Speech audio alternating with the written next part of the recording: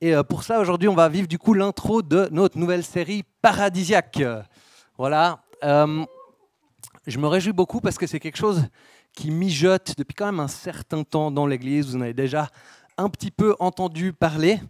Et le ragoût a fait il a bien chauffé dans le chaudron. Et on est prêt pour aller plonger dans ce bon ragoût ensemble. Alors, est-ce que vous êtes chaud?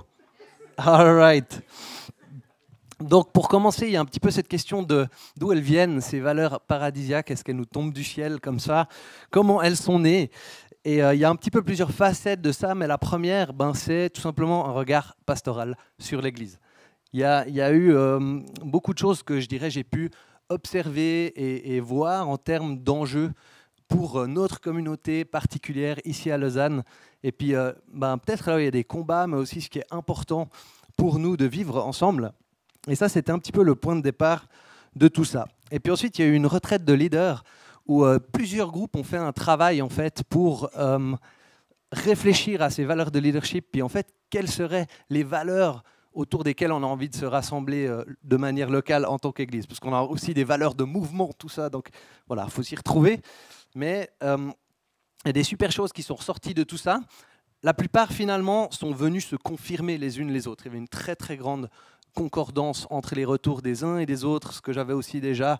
Et puis, il y a une ou deux petites nouvelles choses qui sont sorties de tout ça, notamment la valeur ambiance qui est née de ce moment-là. Et puis, ensuite, on a ce magnifique acronyme paradisiaque. Oui, parce que c'est un acronyme, au cas où vous n'aviez pas encore remarqué. Et ça, c'est le super moyen que Ave a offert à l'Église pour se rappeler de tout ça. Et vous pouvez vraiment le remercier, parce que moi, j'allais y aller sans ça. Ça allait être très, très, très confus et pas cool. Et je suis tellement reconnaissant aujourd'hui d'avoir ça, parce que c'est beau, ça inspire, on s'en rappelle. Et je suis vraiment fier de ça. Et puis cette petite illustration, ça c'est l'œuvre de Christelle qui nous a pondu ça sur des tasses avec la com. Et donc, nous avons la tasse paradisiaque, voilà, que vous avez reçue aux 20 ans de l'Église.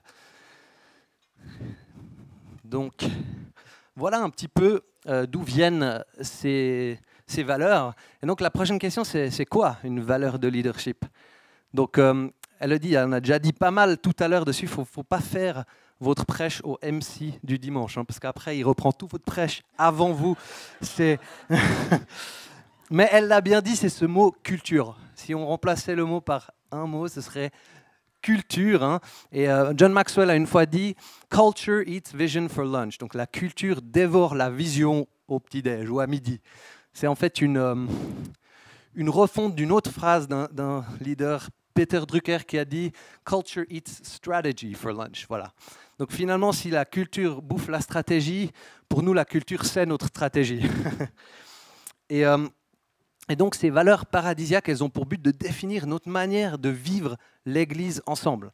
Valeurs de leadership, parce que finalement, beaucoup de choses reposent sur ce facteur-là, le facteur X du leadership, mais aussi tout simplement une culture qu'on a tous envie de vivre. Ce n'est pas seulement pour les gens qui sont dans un rôle de leadership, mais c'est ce qu'on souhaite vraiment au plus grand nombre. Et bien sûr, on parle de culture aujourd'hui en termes de leadership, donc pas comme une culture ethnique, est-ce que tu aimes manger épicé ou pas, mais plutôt une valeur qui est vécue et représentée par un groupe. Et cette valeur, elle peut être écrite ou pas. Finalement, si elle est vécue par le groupe, c'est que c'est la culture. Et des fois, on voit que la culture qui est là, comme elle le dit, l'a mentionné, ce n'est pas toujours la culture qui est alignée avec la vision qu'on veut vivre. Ça peut être une contre-culture, une culture toxique, on pourrait l'appeler. Par exemple, si on parle de Dieu les dimanches, etc., mais on n'a pas une relation personnelle avec lui au quotidien, on pourrait considérer ça comme une culture toxique. Ce n'est pas ça qu'on rêve de vivre et ce n'est pas aligné avec notre mission de ressembler de plus en plus à Jésus-Christ chaque jour. Et puis enfin, le dernier truc que je dirais sur ces valeurs de leadership, c'est que ce n'est pas une lubie, ce n'est pas une nouvelle mode de leadership. Et puis, ce n'est pas quelque chose qui a été choisi au hasard, mais finalement, je crois qu'il y a quelque chose de l'ordre de la volonté de Dieu pour nos vies là-dedans. Et je peux le dire, c'est peut-être audacieux de dire ça, mais je peux le dire avec grande confiance, parce que finalement, ces valeurs de leadership, elles nous viennent tout droit de la Bible. Et il y a même un booklet dans lequel il y a toutes les références qui viennent alimenter tout ça. Ben, c'est ça qui nous intéresse finalement. C'est la volonté de Dieu pour nos vies et pour notre vie d'église ensemble. Alors aujourd'hui, la réussite de ces valeurs de leadership, elle dépend en grande partie de toi personnellement. Avec cette question, est-ce que tu vas suivre cette série à fond ? Est-ce que tu vas la vivre dans les célébrations et dans les connect groups ? Ou bien est-ce que tu vas la suivre un peu et puis prendre un dimanche par-ci, par-là ? Et est-ce que tu vas prier ces valeurs sur ta vie, chacune d'entre elles, et pour les gens autour de toi ? Ou pas ? Et aujourd'hui, moi, c'est la stratégie que j'apporte pour notre église ICF Lausanne. Et honnêtement, je pense que c'est une stratégie que je vois pour les 5-10 prochaines années, certainement, d'église. Et je suis profondément convaincu que si on vit à fond ces 12 valeurs de leadership, on ne peut que réussir dans notre mission. Ce sera une conséquence automatique. Alors, est-ce que tu es prêt à les vivre à fond ? Si tu rêves pour cette église, d'une église qui fleurit, qui cartonne, qui est en bonne santé, alors je t'encourage vraiment, vis cette série à fond dans les connects et dans les célébrations. Parce que beaucoup de choses reposent là-dessus. Et je te dis aussi honnêtement que si tu ne le fais pas, ben, ne t'attends pas à voir cette église fleurir. C'est peut-être un petit peu radical ce que je dis, mais je te dis honnêtement que je ne crois pas à notre succès sans ça. Donc, c'est ce que je veux vous amener aujourd'hui. Et c'est cette réalité que si tu sèmes des patates, tu ne peux pas t'attendre à récolter des carottes, quoi. Ça ne marche pas comme ça. Ben ça, c'est ce qu'on va semer pour récolter finalement la volonté de Dieu dans nos vies. Et si tu te lances à fond dans ces valeurs de leadership, je te garantis que tu n'auras pas perdu ton temps. Tu auras grandi personnellement dans ta foi, tu auras pris soin de toi et tu auras pris soin de ton église. Et il y aura un fruit, une bénédiction qui sort de ça à très très très long terme. En juin 2021, on avait fait un barbecue spirituel avec l'église pour aller prier pour cette église, chercher Dieu, entendre sa voix dans une nouvelle saison. Et puis Noémie avait reçu pour nous une image, c'était l'image du diapason. Vous voyez ce que c'est un diapason, hein, c'est quelque chose qui nous permet de nous accorder sur la bonne fréquence. En l'occurrence, c'est le La 440 Hz.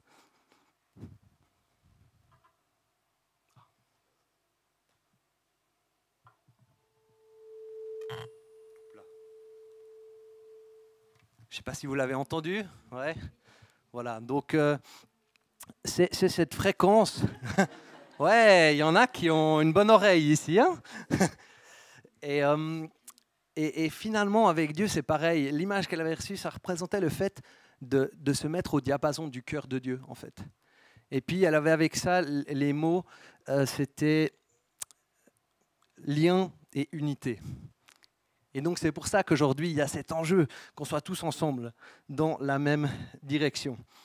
Et je crois que c'est ce qu'on est appelé à vivre avec ces valeurs paradisiaques. Et si on est tous unis avec la même stratégie, dans la même direction, et qu'on la vit tous à fond, je vous dis, il n'y a rien qui nous arrêtera. Je pense que c'est ce qu'on appelle une synergie aussi, quand on est plusieurs dans le même effort. Si tu prends 2 chevaux de trait, ils peuvent tirer, je crois que c'est à peu près 400 kilos par cheval. Et si les 2 tirent sur la même charrue en même temps, ils tirent jusqu'à 3 fois le poids, donc 1,2 tonnes.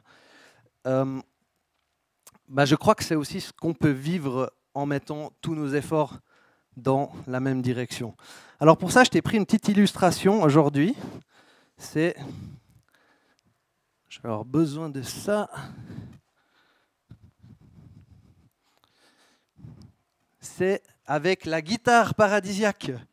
Vous avez vu, j'ai la guitare de la série. Elle a la même couleur, hein, incroyable.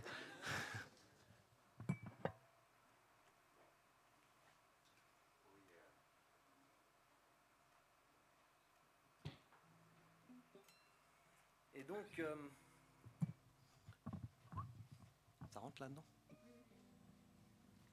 Pas les strap-locks pour ceux qui savent ce que c'est. Allez, comme ça va aller. Et donc, quand on joue de la musique, ce qu'on veut, c'est que ce soit bien accordé, les cordes les unes avec les autres. Et puis après, ça donne quelque chose d'à peu près joli, quoi.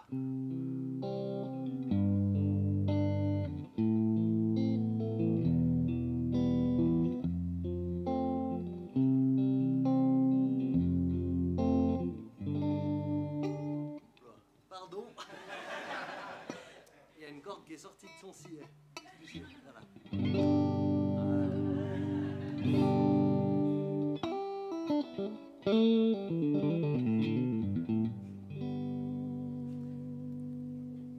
Et donc, on arrivera, j'espère, à quelque chose de mieux que ça si on est tous sur la même page, la même longueur d'onde. Mais si on ne l'est pas, ben, ça va donner un truc un peu comme ça.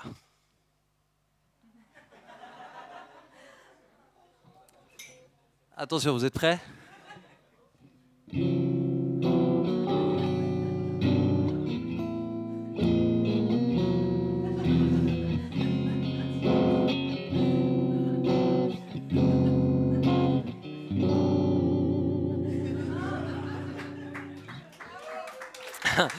Je ne sais pas si tu te vois louer Dieu là-dessus, mais c'est plutôt le son de l'enfer, j'ai l'impression. Et on a besoin finalement d'être accordés les uns avec les autres pour que ça sonne bien et être sur la même longueur d'onde. Donc si tu le fais d'ailleurs, tu t'accordes avec les harmoniques de l'instrument, tu vas entendre que quand elles ne sont pas la même, ça fait ouin, ouin, ouin, ouin, ouin, ouin, ouin. Et puis tout à coup, quand c'est la même, ça fait ouin. Et là, tu as quelque chose de beau. On va voir si j'y arrive. Bon. C'est presque pareil là. Donc là.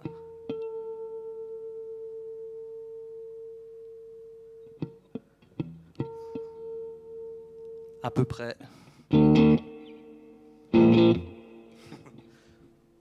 Ok, on va arrêter le massacre. Mais vous avez compris l'idée.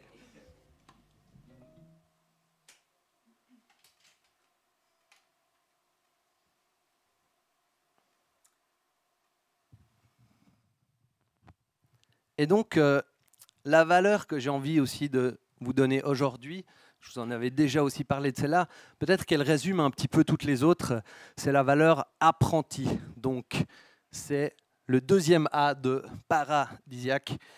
Et c'est cette question de la vie de disciple, finalement, du discipleship.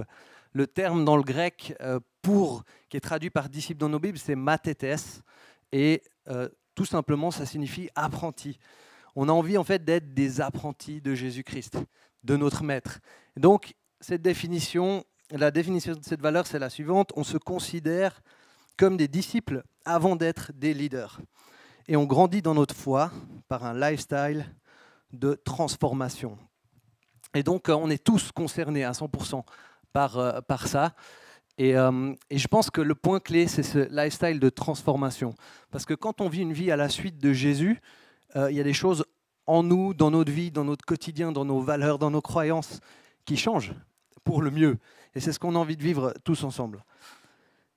Si je reprends cette image de l'iceberg que je vous avais donnée au Vision Sunday, ces valeurs de leadership, elles vont aussi avec cette idée que ce qui nous intéresse finalement, ce n'est pas juste la petite partie qui est visible en haut, mais c'est ce qui est sous la surface.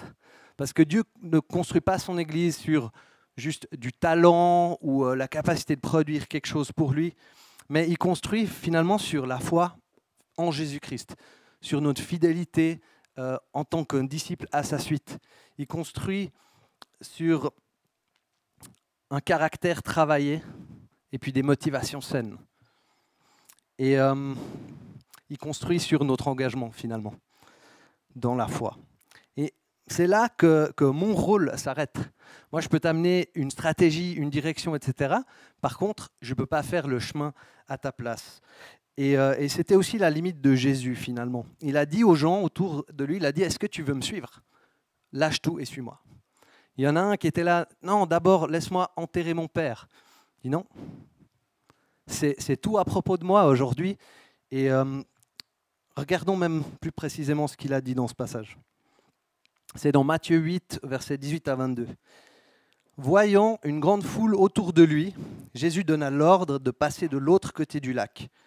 un spécialiste de la loi s'approcha et lui dit « Maître, je te suivrai partout où tu iras. » Jésus lui répondit « Les renards ont des tanières et les oiseaux du ciel ont des nids, mais le Fils de l'homme n'a pas un endroit où il puisse reposer sa tête. » Un autre parmi les disciples lui dit « Seigneur, permets-moi d'abord d'aller enterrer mon Père. » Mais Jésus lui répondit « Suis-moi et laisse les morts enterrer leurs morts. » On peut avoir plein de raisons finalement pour dire à Jésus « Attends, je vais faire d'abord ci, attends d'abord ça. » Mais Jésus, il a un plan, un projet aujourd'hui pour ta vie personnellement.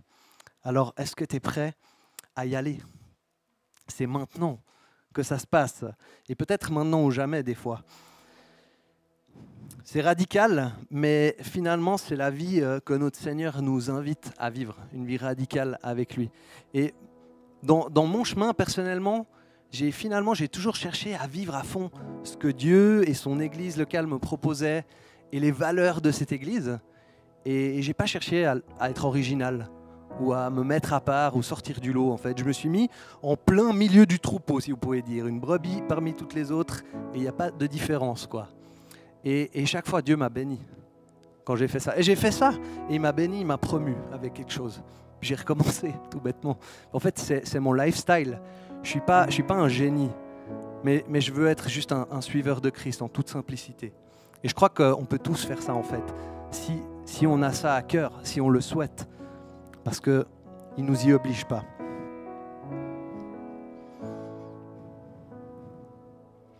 Et donc aujourd'hui, j'ai envie de t'encourager avec cette promesse que je te garantis que tu ne sortiras pas le même si tu fais ça radicalement.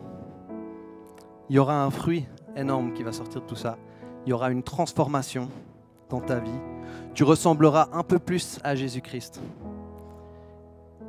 Tu grandiras dans ta vie de disciple et dans ta vie de foi. Dans Matthieu 28, juste avant de partir, Jésus donne la mission de l'Église finalement à ses disciples. Voilà ce qu'il leur dit. « Tout pouvoir m'a été donné dans le ciel et sur la terre. Allez donc, faites de toutes les nations des disciples. Baptisez-les au nom du Père, du Fils et du Saint-Esprit et enseignez-leur à mettre en pratique tout ce que je vous ai prescrit. Et moi, je suis avec vous tous les jours jusqu'à la fin du monde. » Cette question, elle commence toujours par nous, en fait. Elle commence par nous. Et si tu veux faire des disciples, tu dois être à fond un disciple, d'abord. Si tu veux baptiser quelqu'un, fais-toi baptiser d'abord. Si tu veux enseigner l'enseignement de Jésus, suis-le d'abord. Les valeurs paradisiaques vont dans ce sens de la vie de disciple. Et aujourd'hui, toi, tu peux être un exemple dans ce domaine en les vivant en premier lieu et ensuite en emmenant et en encourageant d'autres à les vivre avec toi.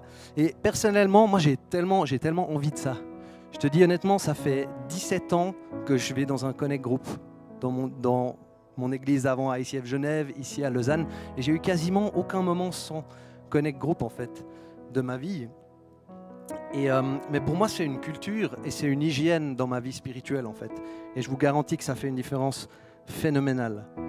Et je sais aussi que Dieu, il n'a pas fini ce qu'il fait dans ma vie et que ça, c'est un moyen puissant pour lui de travailler dans mon cœur en fait, dans ma vie en tout premier et d'agir là où j'en ai besoin. Et donc aujourd'hui, je veux finir ce message, ce temps, en m'engageant auprès de toi. Tout simplement, je m'engage à cheminer avec toi sur ces valeurs de leadership, à les vivre dans les connects, dans les célébrations, et aussi à chercher à me laisser transformer par Dieu au travers d'elles.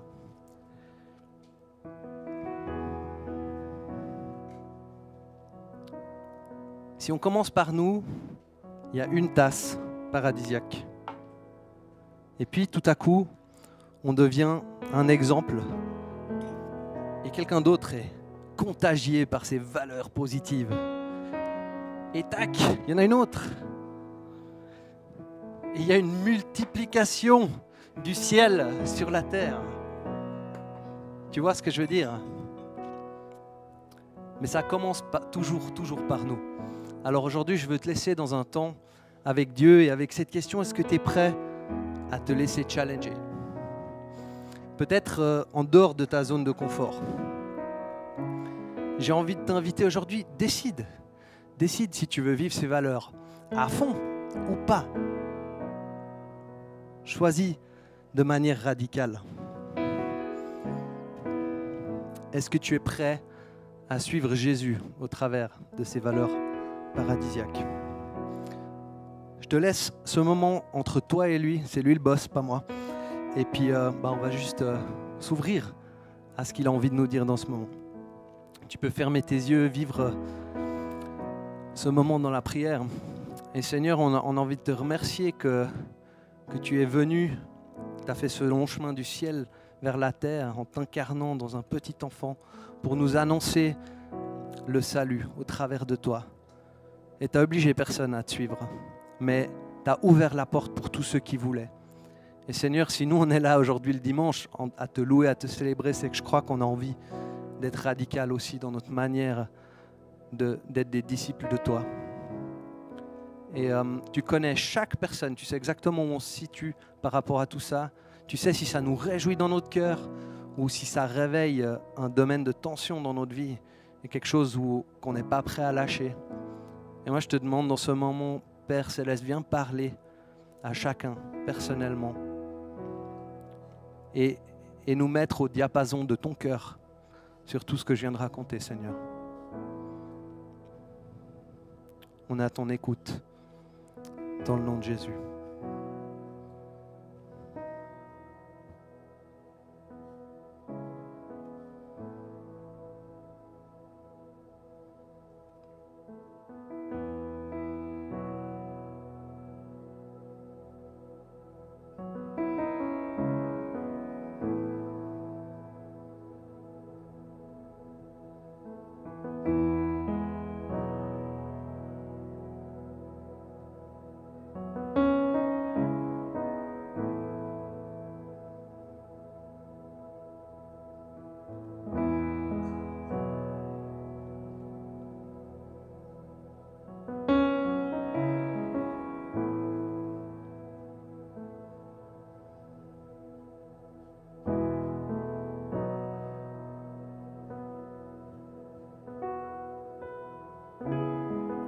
Profite de faire une prière dans ton cœur ou à haute voix.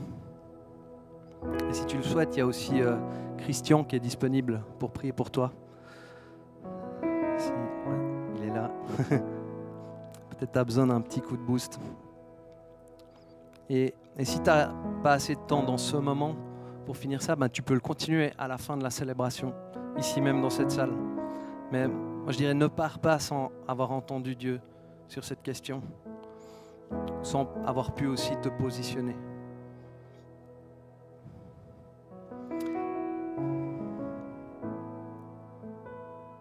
Et Seigneur, on te dit merci que toi tu es venu comme l'ultime exemple.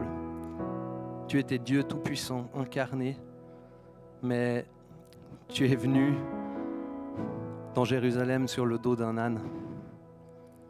Et si toi tu as fait ça, je crois qu'il y a beaucoup de gens dans cette salle qui peuvent suivre un Steph Anne.